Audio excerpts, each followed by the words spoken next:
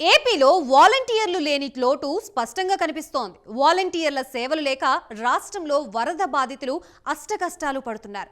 YCP హయాంలో ఏర్పాటు చేసిన వాలంటీర్ల వ్యవస్థను కూటమి ప్రభుత్వం ఏర్పడ్డాక పక్కన పెట్టేసింది. తుఫాన్లు, వరదల సమయంలో బాధితులకు గతంలో వాలంటీర్లు అండగా నిలిచేవారు. ప్రస్తుతం కురుస్తున్న భారీ వర్షాలకు విజయవాడ, గుంటూరు ప్రజలు తీవ్ర ఇబ్బందులు పడుతున్నారు. మంచినీళ్లు, ఆహారం, పునరావాసం లేక సాయం కోసం ఎదురుచూస్తున్నారు.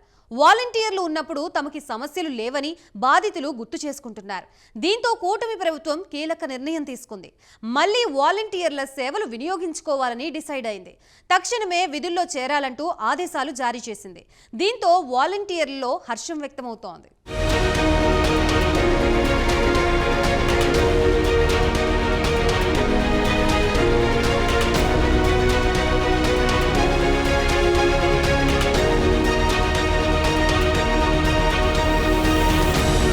వాలంటీర్లపై ఏపీ ప్రభుత్వం కీలక నిర్ణయం తీసుకుంది. తాము అధికారంలోకి వస్తే వాలంటీర్ల సేవలను కొనసాగించడంతో పాటు వారికి 10,000 రూపాయల వేతనమిస్తామని నాడు హామీ ఇచ్చారు.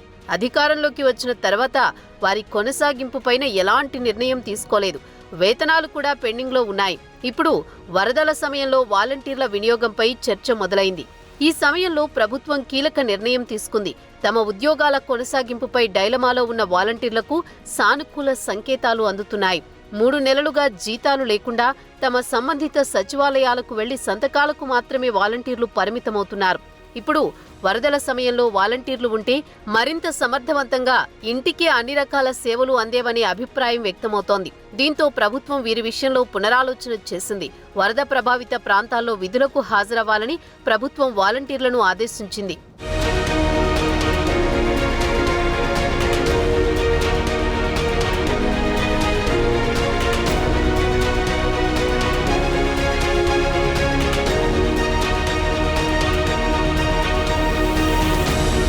వరద ప్రభావిత ప్రాంతాల్లో సహాయక చర్యలపై అధికారులు సచివాలయ సిబ్బందితో పాటుగా వాలంటీర్లను కలిపి టెలికాన్ఫరెన్స్ నిర్వహించారు. సచివాలయాల్లో సమావేశాలు ఏర్పాటు చేసి వరద సాయంలో వాలంటీర్ల విధులను స్పష్టం చేశారు.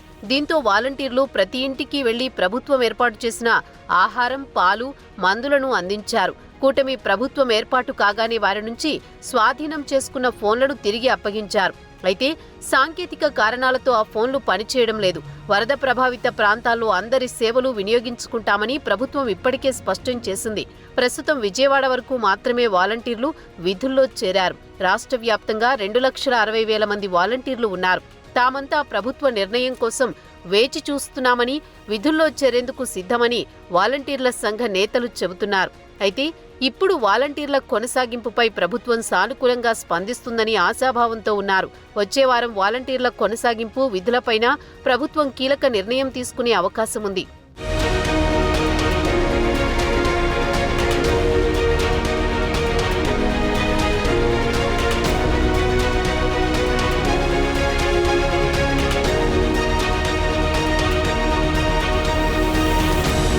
చంద్రబాబు సర్కారుకు కష్టకాలంలో వాలంటీర్లు గుర్తొచ్చారు. వరద ప్రభావిత ప్రాంతాల్లోని వాలంటీర్లంతా సంబంధిత కమిషనర్ లేదా ఎంపీడీఓ లేదా ప్రత్యేక అధికారి దగ్గర రిపోర్ట్ చేయాలని ఆదేశాలిచ్చినట్టుగా వాలంటీర్ల గ్రూపులో ఒక మెసేజ్ విస్తృతంగా చక్కర్లు కొడుతోంది. అలాగే వరదలు లేని ప్రాంతంలోని వాలంటీర్లందరూ రిపోర్ట్ చేయాలని అందులో పేర్కొన్నారు. ఆహార పంపిణీ, తదుపరి వరద గణనలో నిమగ్నమై ఉండాలని వాలంటీర్లను ఆదేశించారు. ఒకవేళ ఎవరైనా వాలంటీర్లు ముందుకు రాని పక్షంలో వారిని తొలగిస్తామని హెచ్చరించారు. వాలంటీర్లు తమ సెల్ ఫోన్లు ఛార్జ్ చేయించుకోవాలని, అలాగే యాక్టివేట్ చేసుకోవాలని తెలిపారు. ఎందుకంటే అవి నష్టాల లెక్కింపు కోసం ఉపయోగపడతాయని చెప్పారు. గ్రామ, వార్డు సచివాలయాలకు అనుసంధానంగా వాలంటీర్ల వ్యవస్థను జగన్ ప్రభుత్వం తీసుకొచ్చింది. తాము అధికారంలోకి వస్తే వాలంటీర్లకు గౌరవ వేతనం రెట్టింపు చేసి 10,000 చొప్పున ఇస్తామని చంద్రబాబు హామీ ఇచ్చారు.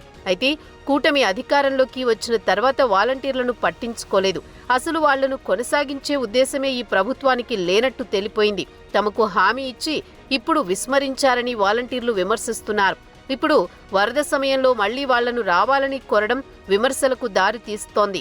మరోవైపు విధుల్లో చేరినందుకు సంతోషంగా ఉందని వాలంటీర్లు ఆనందం వ్యక్తం చేస్తున్నారు. ఇలాంటి విపత్తుల సమయంలో తమ సేవల్ని వాడుకోవాలని సర్కార్ భావించడంపై హర్షం వ్యక్తం చేస్తున్నారు. మొత్తానికి వాలంటీర్లను కొనసాగించాలని కూటమి ప్రభుత్వం డిసైడ్ కావడంపై సర్వత్రా హర్షం వ్యక్తమవుతోంది.